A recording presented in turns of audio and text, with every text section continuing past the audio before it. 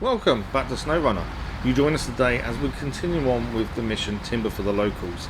Now, if you haven't seen the previous episode, that was the beginning of this mission, and the vehicle we're in is the good old GMC MH9500.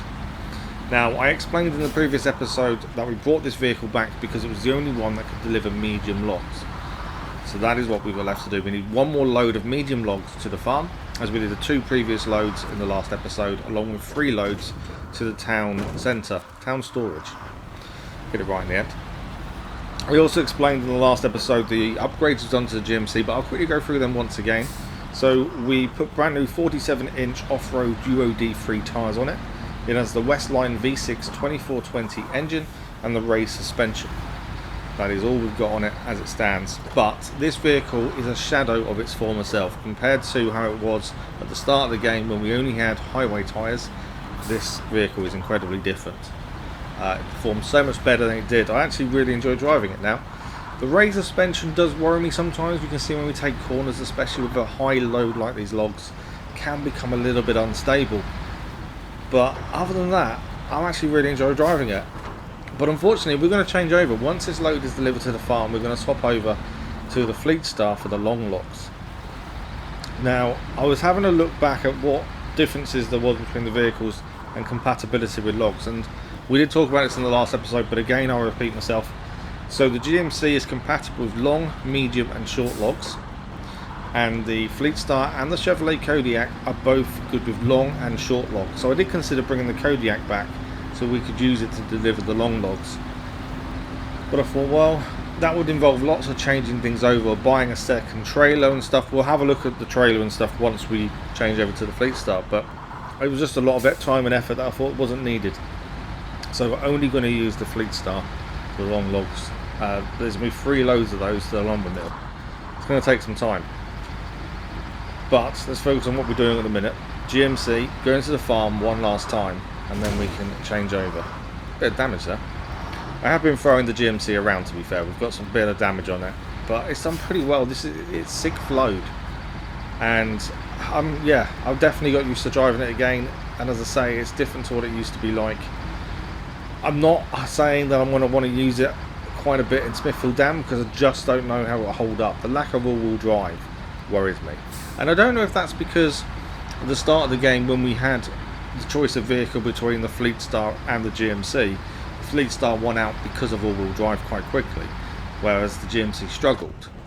Now the GMC doesn't struggle as much because we managed to change tyres, but then again, how much does it matter having all-wheel drive? I think when it gets really muddy, as we found with the Chevrolet Kodiak in a previous episode, really heavy mud, you need all-wheel drive. It's so easy to get stuck otherwise. So I wonder if the GMC would struggle in Smithfield Dam. A bit more damage there. Took that corner a little bit too quickly, to be fair. I do wonder whether it would struggle back at Smithfield Dam, but we'll have to find out. We'll have to pick a mission and say, right, this is the tester, and have the Fleetstar as a backup. That's something to think about, isn't it? But there we go. Okay, so we're just got to get to the farm. We're just got to get to the petrol station first, and then it's 1 corner away from the farm from there. Pretty quick delivery, this one, around 7 or 8 minutes from the log station to the farm, compared to town storage, which was around 10-12 minutes a load. So this has really added up time-wise. This is why we had to split into 2 episodes. I'm not a fan of splitting a mission into 2 episodes. I would prefer to do it all in one. Obviously, I'm conscious of time per episode. I don't really enjoy doing episodes longer than half an hour, just because I think people's attention is kind of drifting by that point. I like to try and keep things a little bit shorter, but I also don't want to cut out too much. We're already cutting out the return journey, just because it's the exact same path we've already gone. So it makes sense to cut that out, but I don't want to lose anything else. And I've already said about not adding music. You know, we did add it in a couple of episodes ago, but that's only because I was really struggling with drowsiness, and I still don't quite remember how we made it as far as we did, because I was that drowsy at the time. So there will be times when I will have to have music in, just because I can't manage to do it without. But other than that, I'm going to try not to, where possible. I think it is better just to chat away while we get these jobs done. So we're approaching the farm. Not far to go. We just got to go down this hill, and I'm amazed at how well that handled that hill, the GMC as well. That has surprised me. I really thought that hill would be an issue, but even going back, it's not been an issue. Admittedly, no loads are lighter, but it's not struggled. So yeah, pretty impressed. In fact, the only time it struggled was one of the entrances to the log station that had kind of a bit of a lip lead onto the road. It struggled then. That was our first ever load. Then we changed up the way we left, and it was fine. That's the only time it's really struggled, to be fair. So yeah, very, very happy with the GMC. So the GMC is going to have a well-earned break in a second. We're just going to deliver this last load to the farm. Nearly there. And then it can have a well-earned rest. There we go. That is the last of 3 loads of medium logs to the farm. And that is job done. Right, we'll see you in a second at log station once we've changed into the Fleetstar. And here we are. We have the Fleetstar in action. We've got the log back on the Fleetstar for the long logs, and we have the logging trailer as well. It looks like quite a big load when you actually put it together. I'm surprised at how big this looks. Definitely tell the difference between them logs and the logs we had for the medium logs for the farm and the town storage. I always forget the name of that. I want to say town centre. So the Fleetstar's got what it's usually got on. We haven't changed anything with the Fleetstar. No upgrades to different to normal on the Fleetstar. I'm expecting this to do well. The Fleetstar's been a go-to vehicle for just about everything, so I'm not expecting this to be any different. Obviously the all-wheel drive should help us, and its first test is going to be the hill out of the actual logging station. The GMC managed this. It did slow down, but it didn't actually struggle. So let's see how the Fleetstar compares. Yes, I know the Fleetstar's got a heavier load, but curious to see how this compares. It's struggling. It is really struggling. That's surprising.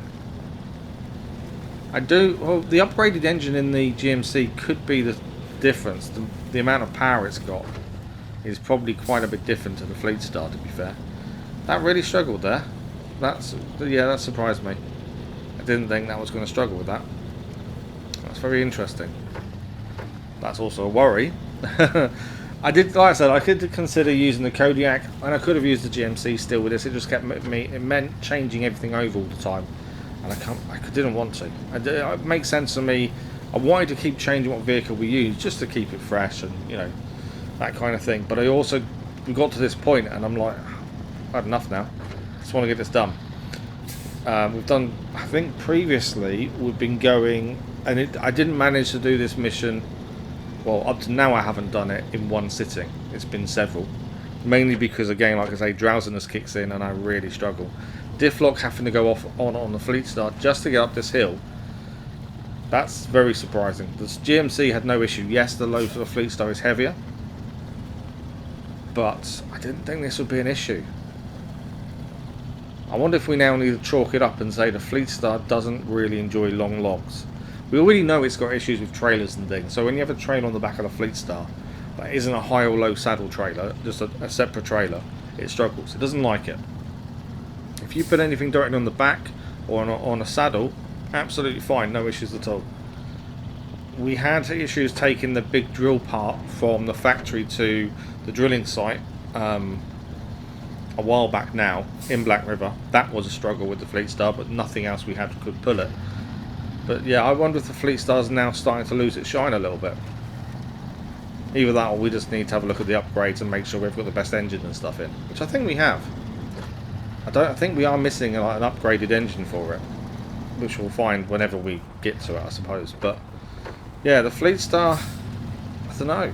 It's been a brilliant workhorse for us, but maybe it is starting to lose its shine. But it still is the only one with all-wheel drive.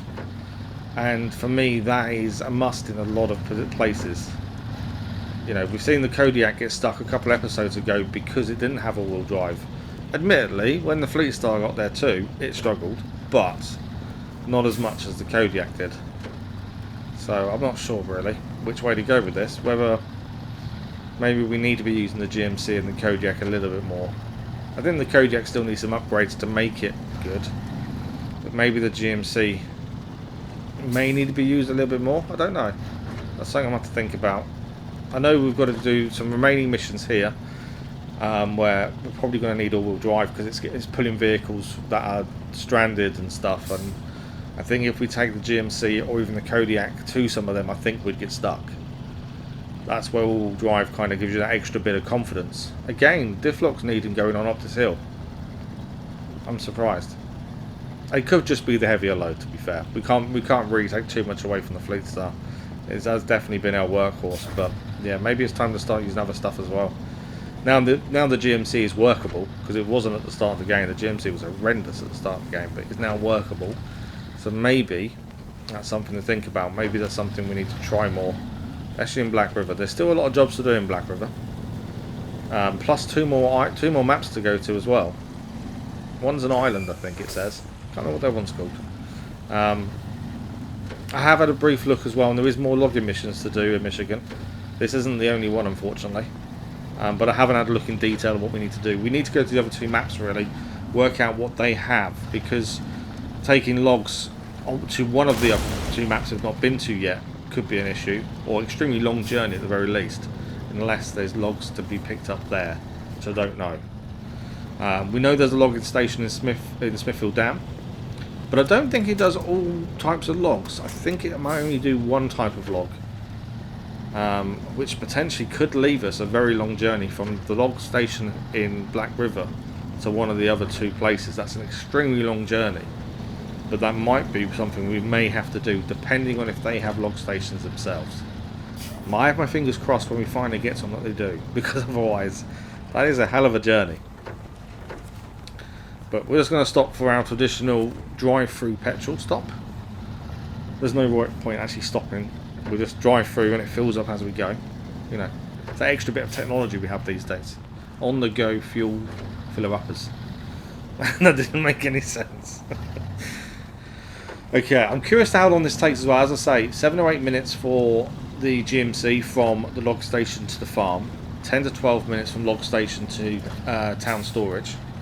And it'd be interesting to see just how long this journey takes with the Fleetstar from log station to lumber mill. But so far, I'm just surprised at how much it struggled, to be honest. That's really surprised me. I wasn't expecting that. But yeah, what are we about? We're about 2 hours-ish into this so far, all in all.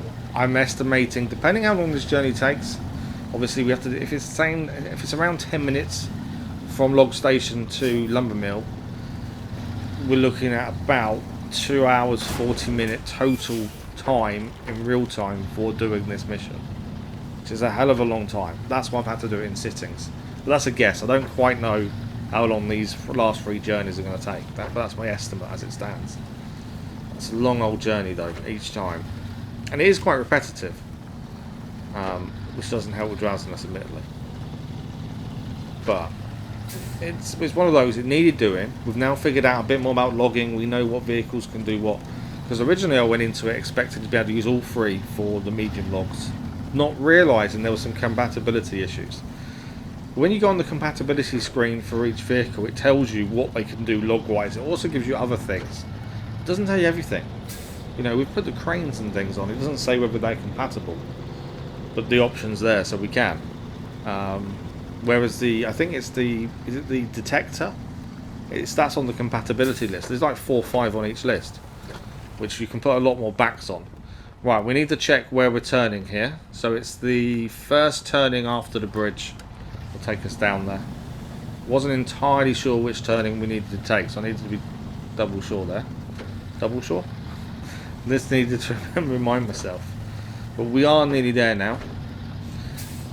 As I say, I think the Fleetstar's done okay. It's surprised me how tricky it's found certain parts. I think this next bit's going to be simple. It's a case of turning right as we get here, and then it's a straight run to the mill. Don't see any issues. It should be fine. We've had to use diff lock twice, interestingly. But nearly there for our first load. And then we can have a quick, brief kind of guess at time-wise, which will be handy to roughly know how long this is going to take in total. That's barring no incidents, obviously. No, my luck, I'll tip or do something silly. That's always the way. But I'm just happy of the GMC back. I didn't think I'd ever be saying that. I really didn't. but I'm happy with the GMC back. At least we have all our vehicles back as we started, including the extras, since the Kodiak was an extra. But just to reiterate what I said in the last episode as well, the plan going forward, and has been since the start, we're not buying a vehicle. If we have to sell a vehicle because we need the money for something else, then we'll buy back the vehicle as soon as we can, which was what we did with the GMC. But we're not buying any vehicle, and we're not going to any other map to get a vehicle just because there's a vehicle there. It is a case of use the vehicles where we find them until we leave Michigan, and then we've got to make a decision. And I'm not looking forward to that decision, to be fair. I did have someone say to me the other day that I should really give the Chevrolet Scout vehicle another chance. The Scout 800 I really like. You can throw it around, and I have thrown it around quite a lot. It tends to roll a lot, it's very top heavy, it tips a lot, and that's frustrating, but generally it doesn't damage itself. But I've had a few people say to me now, you should use it again, it's better than the Scout. And it's, I don't know, is it better than the Scout? I didn't think it was. The Scout can carry more fuel, can carry more parts for fixing. Does have a smaller fuel tank, admittedly, but I just find the Scout 800 a lot better. But then we have got upgrades for the Chevrolet Scout now, so maybe that would make a difference. But we're here, first load of long logs to the lumber mill, and that is that job done. 2 more loads to go. So we'll see you back at the logging mill. I didn't mean logging mill, I meant logging station. Okay, so I had a quick workout. It's roughly about a 10-minute journey from picking up the logs here and taking them to the lumber mill, which would be roughly 2 hours 40 minutes ish in total, real time of doing this. Obviously you guys are going to see it condensed into 2 videos. The last one was about 40 minutes long, I think. Looking at how long we've got done already, and that maybe another 40 minutes, so 2 40-minute videos for roughly 2 hour 40 minute of actually doing it.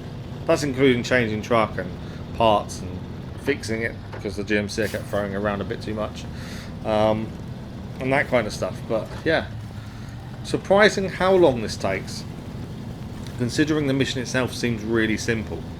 You know, deliver a load of logs from A to B, very simple. So it's surprising how tricky the mission can turn out to be. And we're still only in the first maps, the first area. I'm looking forward to going to some of the other places like Alaska and things. DLCs on top as well. This is going to be probably our longest running series on the channel. I'm curious. I'm actually really curious to see how many episodes we get out of this in total. Not that I'm complaining, I'm more than happy to keep playing this. If I could only record this every day, I would. But because we have other games on the go in other genres as well, I can't just record this. But yeah, I could sit here and just play this for hours quite happily. It's just one of those things. And yes, I'm struggling with drowsiness, and some monotony with this can cause that to be worse. But I still would play this over most other games at the minute. I really would. But yeah, if you're not sure what other games we have on the channel, it's an ideal time to talk about it. So you guys voted for us to do the Far Cry franchise, so we're currently working through Far Cry at the minute. We recently finished Far Cry 4 and now started Far Cry 5. We're going to be doing that before moving on to Far Cry 6. There was a vote, well, the vote for main live stream game has been going for a while because it was suggested that we do Far Cry 6 live, but I don't think it's ever going to win. We've done it on there a couple of times now, and I try to rotate the votes, so I think it will probably end up being episodic the way it's going, I think, with that. We've also got Mafia 3 on the go. We previously did Mafia 1 and Mafia 2. We did look briefly at the Mafia 2 DLCs, but they were horrendous. I don't understand why they did that with them. Changed it completely.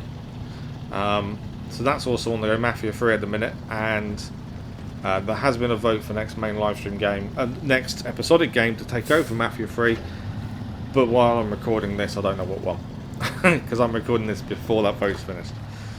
And we're doing Need for Speed Heat as well, mainly because I enjoy a good racing game. I'm rubbish at racing in games, but I enjoy a racing game. I know that makes no sense, but it kind of works for me. So yeah, Need for Speed Heat we're currently working through, mainly focusing on story and some of the side stories and things.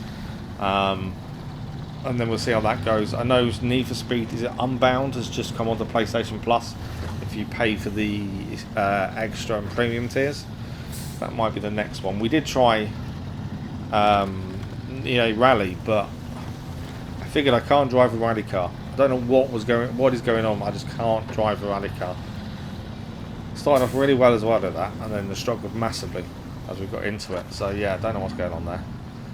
So I had to swap. There was actually something I was looking at that I might actually put in, because the way it works with episodic content, SnowRunner's on for a very long time, so I'm not even worried about a vote for what comes after SnowRunner, because it's going to be here a very long time. So that's not an issue. So normally we vote on next episodic game. You guys have a vote, and I put a few games in the mix. You guys decide which one you want. It could be a franchise, it could just be a singular game, and then the next one that finishes after that I choose. Then the next one after that we have another vote, and that's how we've been doing it. The Far Cry franchise has been going a while. That was one that you guys voted for. I think I picked the previous game, and then the Mafia trilogy won the vote previously after I picked. And then I think I picked this. Did I pick this? And that's why you guys have got the vote for Mafia 3. I don't know. I may have confused the votes. But when it comes to racing games, I've just been picking. And there is one that's interested me. I'm not going to say what it is, because I can't remember the name of it offhand. But it's definitely not a big mainstream racing game. But it does look interesting, so that might be something to do. I have considered the motorbike racing games. Some of them look good, but because of my accident, I do have a hard time visualising things like that at the minute. And I'm not sure it'd be healthy for me to play the motorbike racing games where I could potentially crash. Especially ones that have street circuits and things. I know I've not really talked about it too much. I've talked about the accident, I've talked about the injuries, but the mental side of the injuries and the accident stuff, that's just, yeah, I've spent the last 3+ years having nightmares. Waking up after a nightmare is bad enough, but waking up not knowing what's real and what's not. And the nightmares have generally been having crashes in all different manners. Some completely hysterical, some not so much. So yeah, I'm not sure how a motorbike racing game would really suit my mindset at the minute. So that's some of the reason I'm drowsy, is the lack of sleep. Not just with the nightmares though, the pain itself causes a lot of that too. I have spoken a little bit, I think, about the mental side of stuff, like the channel updates and stuff. It's surprising what your brain does to kind of compensate for these things, and how it tries to distance itself from the trauma. I think obviously if I wasn't injured as badly as I am, I probably would be able to deal with it a lot easier. But because you've got the ongoing uncertainty, the ongoing issues, that doesn't help you try and deal with the fact of what happened. You know, I've already been told I was no way in the wrong. I know the guy who pulled out was in the wrong. He was charged and found guilty. You know, so I know it wasn't my fault. But there's still a part of you that blames yourself. It's surprising that you could be told by loads of people that, you know, you're not wrong. Even police officers told me I wasn't in the wrong, but you still, part of you still feels guilty. A part of you still feels responsible. And then you have the what's if. What if I left 5 minutes later, 5 minutes sooner? You know, that kind of comes in as well. I've kind of got off on a tangent. I was meant to be talking about games on the channel. Kind of got off on a tangent. I love things like SnowRunner though, where you can just chat away. You can just chill out. I tend to go off on a bit of a ramble when I do the updates and the weekly schedules and stuff, and I'm really trying to narrow down what I'm saying and not rambling as much. But I think SnowRunner gives you that opportunity, which is quite nice, to be fair. And it's one of those things that, you know, even on the journeys back, I know we're skipping them and you guys aren't seeing them, but I'm still chatting to myself, you know, about random stuff. My other half thinks I'm mad sometimes, because I will just sit, and when I'm recording, and if I'm not voicing it live at the time for whatever we're doing, like Matthew and things like that, I will still be talking. So you're still talking, there's no one listening, you're not like streaming or anything. Just can't help it.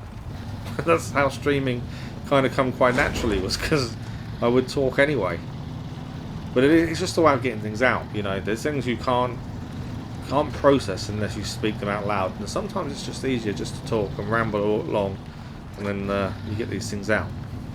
Back to what we're doing anyway. So we're approaching the last turn now. We just made the last turn towards the the lumber mill. So we've got this one track to follow, and then we'll be there with our second load, which means we are nearly done. One more load after this one of long logs, and this, our first ever logging mission, will finally be done. It's over 2.5 hours, I think roughly it's going to be in total. It's yeah, I would say it hasn't put me off further logging missions. I do want to try and do what I planned to do originally, and hopefully be able to use more than one vehicle. I think that would be, it would break up the monotony a little bit. So yeah, that is going to be my plan, I think, for future logging missions. Try and break it up with a change of vehicle. Again, the other issue with that is I don't want to struggle. I don't want to get to a point with one vehicle where I'm stuck.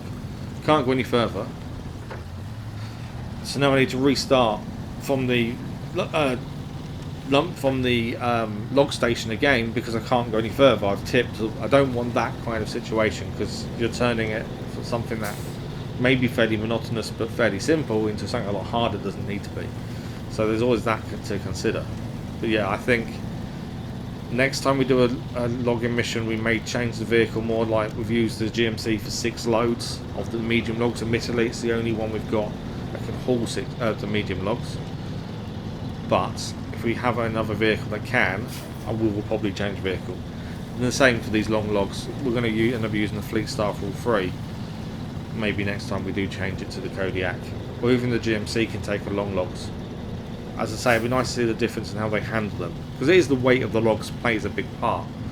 I do think the Fleetstar needs an upgraded engine. I don't think we've got the last engine for the Fleetstar. I do need to sit down and work out what upgrades we got on what vehicle, kind of make a list. So when we're chatting about them, I can actually have that to hand, and this is what we've got, like we did with the GMC, to be fair. Right, that is that. That is the second load delivered to the lumber mill. So once again, we'll see you in a second as we get back to the timber yard. Timber yard? Log storage, that's the one. And here we are. We are back at the log station. I called it every name but what it was. For the final load for timber for the locals. The Fleetstar has one more load to take, and then it can have a well-earned rest as well. This mud is really bad here. Hopefully we can get out of this. Yeah, we should be fine. That looked really bad as it was slipping a little bit there. It should be okay. But the last load we need to deliver. I'll say it definitely hasn't put me off further logging missions, I think. I just will maybe change how I do them, maybe. But yeah, as I say, I couldn't do this in one sitting. If anyone else has done this mission and done it in one sitting, please let me know. Now, the other thing I want to talk about, and I mentioned it briefly in the previous episode as well. There is a way of doing these missions quicker, these logging missions, and I know what it is. I've seen people do it, and I get there is a way of making it quicker. So you can potentially, well, there's several ways. You can tip over or manually put the logs in yourself. Put one log in a trailer, put a single log in another trailer, and a single log in another trailer, and then it will count as one load. Then put all 3 single logs into one trailer, not a logging trailer but a normal trailer, and it will count as 3 loads. You can also do it you can put a trailer behind you with another load. I don't think you can do it with the long logs, but I think medium and short maybe. So you can have a convoy of trailers potentially, if you winch them and stuff as well. I see the reasoning. It speeds it up, but I'm one of those people that likes to do things more naturally, and I can't see that actually happening, well, naturally and realistically to as much as we can, and I can't see that happening realistically.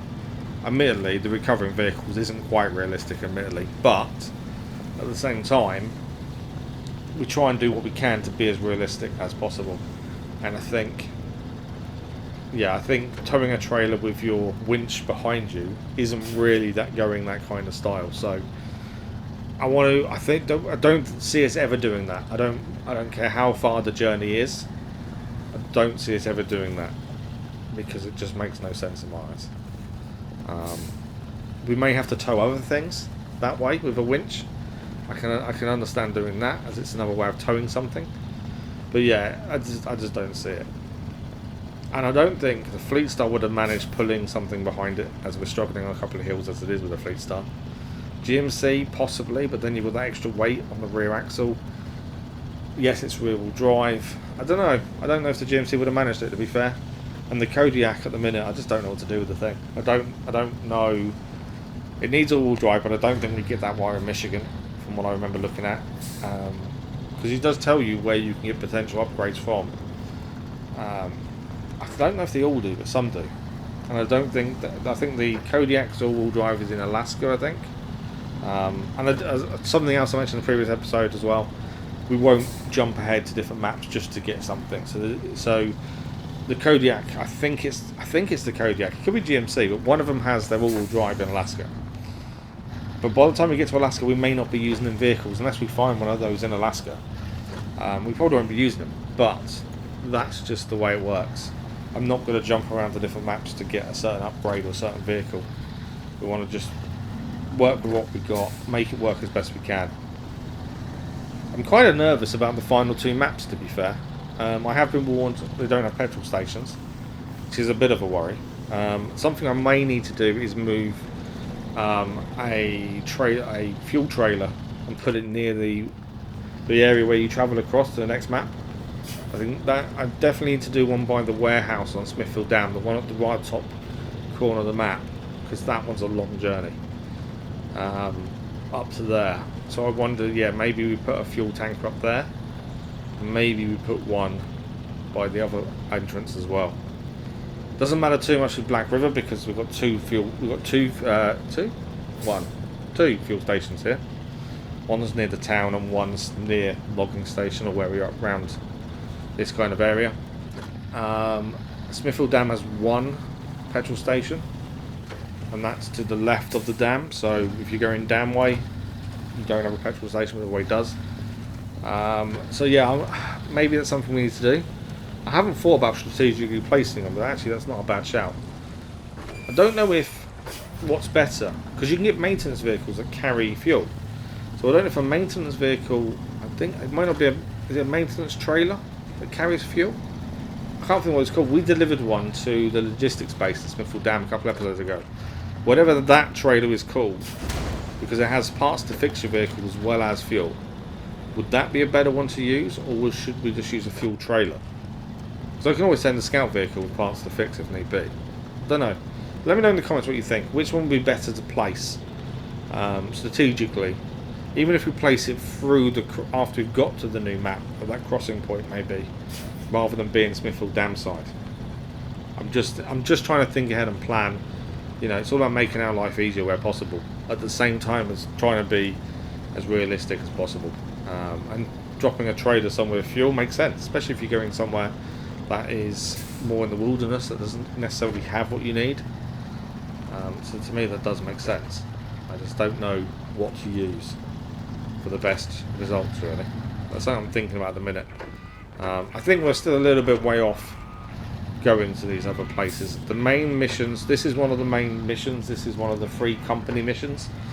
But we have a lot of tasks still to do in Black River, in Smithfield Dam. We have a couple of tasks to do here, plus a couple of vehicles to get out. I don't know if we get to keep the vehicles or not in Black River. Like we need to pull out the swamps and stuff. Hopefully we do. Quite nice to have some new vehicles, although I think they're vehicles we've already got, so there may be duplicates that we sell. But I think there's a vehicle in Smithfield Dam that we do definitely keep, that we need to get. I think it's a Transstar. So that'll be our fourth truck, if we can get that. We've got 2 scout vehicles and 3 trucks as it is. So that would be our fourth truck. We've had a duplicate Chevrolet scout vehicle. I think that's it, duplicate wise so far. But that was what we sold, that duplicate that enabled us to buy it at the GMC, to be fair. So it did make a big difference. But yeah, so I wonder what we need to do with that, really. Fuel and that kind of thing. I think there's a maintenance trailer in Smithfield Dam near one of the entrances. Pretty sure I've seen that. Too fast! I knew I was going too fast on that corner. I've said the Fleetstar struggle with his long log, so you get some speed up and it does shift one. It does go very quickly and you can really misjudge a corner if you're not careful there. Not really worried about tipping. I don't see that being an issue with the Fleetstar. But cornering can be a bit hair-raising sometimes. Especially once you get that speed up, the Fleetstar's fine. It's them couple of hills it struggled with. Everything else, it's not had an issue. It's just Mr. Dependable, isn't it? That's how I feel about the Fleetstar. It's just dependable, does what you want it to do. The GMC, I really enjoyed driving it for them 6 loads. I did. I think big loads, a little bit too top heavy, can be a bit tippy. Looks very unsteady sometimes. And the Kodiak, I don't know. I think the Kodiak did a really good job of bringing that trailer back from Black River to Smithfield Dam in a previous episode to the logistics base. Until we got to the logistics base and it got stuck. But until then it did a really good job. But I still don't want to use it as much because I'm just worried that it's going to get stuck all the time. I think I need to get over that fear of getting stuck. Because it's not the end of the world. We get stuck, we get stuck. If it's on a trailer, we drop the trailer, we recover, come back again. Absolutely fine. Or we take a different truck. You know, there's ways round it. So I'm not overly worried about getting stuck. But I think it may come across like I am. I want to use all the trucks. I don't want to just stick to the Fleetstar. But I also want to be able to complete the task at hand. And I think that's the iffy bit. You know, if you can do a job in 10 minutes using the Fleetstar, but it will take you twice as long with another vehicle, and there's no guarantee you're going to make it, and you might have to get the Fleetstar out to finish off the job. Is it worth that time and effort when you could have done it in the first place? That's the issue. I think once we get the TranStar, we'll have to pick carefully, admittedly, a mission for that to do to see what it's like. I don't know what upgrades we'll have for it either. That's the other thing. We don't know what it comes with or anything till we get it. Hopefully all-wheel drive. If it doesn't have all-wheel drive, it's in the same boat as the GMC and the Kodiak, which leaves us one vehicle with all-wheel drive.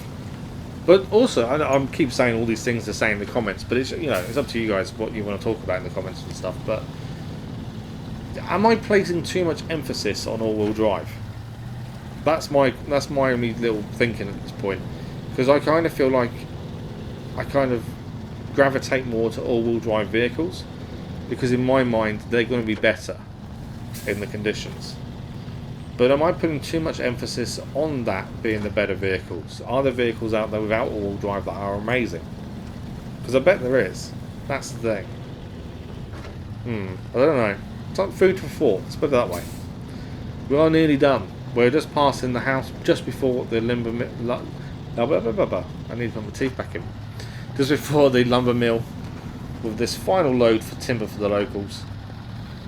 And it's been an interesting 2 and a bit hours to get this done. It really has. I've learned a lot.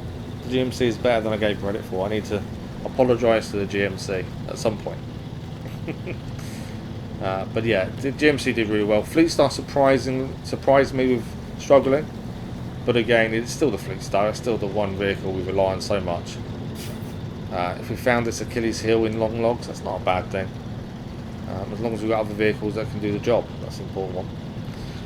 But here we go, our last load, timber for the locals, being delivered by the Fleetstar. And there we have it. Oh, we've ranked up. We have now been promoted to rank 10. That is timber for the locals done as well. And that is it for today. Thank you all for watching. Very much thank you. Thank you all for listening to me just rabbit on about everything. I really appreciate it. Thank you for watching. We're back next time with more SnowRunner as we look to finish off Black River. We'll see you for then. Thanks for watching.